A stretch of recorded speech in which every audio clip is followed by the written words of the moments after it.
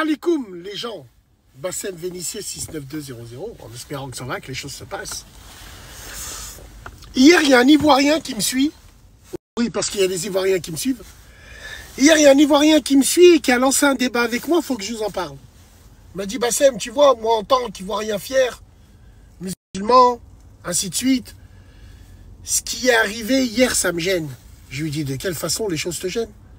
Ben, ce qui est arrivé hier, ça me gêne terriblement et je veux en parler avec toi parce que je sais que tu peux comprendre ce que je veux dire.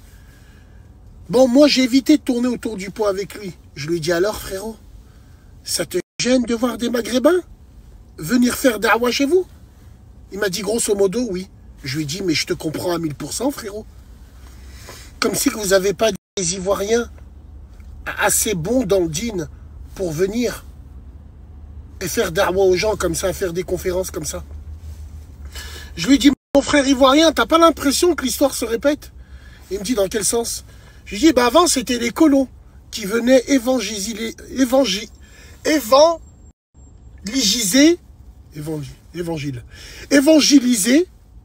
l'Afrique. Je pense pas que là, il y a un petit rapport avec ça. Il me dit, ben justement, je voulais en parler avec toi. Et je lui ai dit, oui, mon frère ivoirien, je peux te comprendre, moi. La tête de ma mère que je peux te comprendre. Ils font des carrés VIP pour ton peuple. Ils font payer des places à 50 000 francs CFA. Bon. Moi, ça ne me gêne pas qu'ils touchent eux de l'argent. Pas du tout. S'il y a des escrocs, c'est qu'il y a des pigeons. On en a la preuve. Je lui dis, mon frère ivoirien, sur ce coup-là, vous portez bien votre nom. Vous y voyez rien. Vous n'y voyez pas tout ce qui va derrière. Il me dit, Bassem, c'est pas de notre faute. Nous, les Ivoiriens de France, on a les boules. C'est ceux du bled. Je lui dis, ouais, je comprends. Les gens du bled, c'est vrai. Ils sont bizarres. Ils sont dans un truc. Hier, j'ai un peu regardé des vidéos. Hier, j'ai un peu regardé des vidéos et des commentaires. Ouais, starfallah. Mariama Sangaré.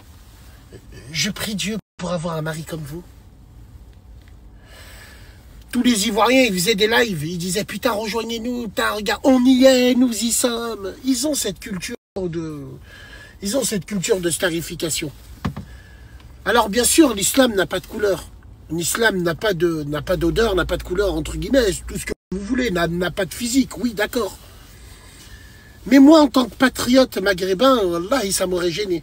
Donc, je comprends le patriote ivoirien, entre guillemets. Ah ouais, les dindons de la farce, hein, les frères. Hein. Voilà, tout simplement. Faut pas vous en prendre à ces imams. On appelle ça imam. Il faut pas vous en prendre à ses frères. Faut vous en prendre à l'organisateur. C'est l'organisateur qui vous rabaisse. C'est pas les imams en question. C'est les organisateurs qui rabaissent votre peuple. Parce que c'est pas l'eau autour du bateau qui le fera couler, mais c'est l'eau qui est à l'intérieur. Vous comprenez mon ressenti maintenant? Hein, les gars? Hein? Tous ceux qui vont être touchés au cœur. Putain, même pour le digne, ils divisent. C'est vrai. Moi, si j'avais été un Ivoirien fier et digne, wallahi, ça m'aurait gêné. Oui. De voir pas des gens de mon peuple venir et faire da'wa à mon peuple. Il y a des Ivoiriens, c'est des talib al-ilm. Il y a des Ivoiriens à la Mecque qui sont installés, ils connaissent le dîn sur le bout des doigts. Comment ça se fait qu'on les ramène pas eux? Hein, parce qu'ils n'ont pas la frib. Frère et sœurs musulmans, tu peux être musulman, même si tu t'appelles Christian. Chante avec moi. Eh ouais, les Ivoiriens, vous êtes bons au football, mais vous n'avez pas été bons là. Salam alaikum. Ouais, si tu voyais l'organisatrice, encore pire. Juste après cette conférence, elle a écrit conférence spéciale mariage. Tiens, conférence spéciale pin. En fait, tout tournait autour de la pin, mais subtil. Et quand j'ai vu la tête de la femme qui organisait ça, putain, il n'y a pas de différence avec une maquerelle ou du Nigeria. La tête de ma mère, mes frères. Il n'y avait pas de différence. Donc moi, je peux vous comprendre, hein, frères ivoiriens qui sont touchés dans le cœur. Eh ouais, moi, je le prendrais mal, moi. Après, ça regarde que moi. Rien que pour toi. Hein, les gars?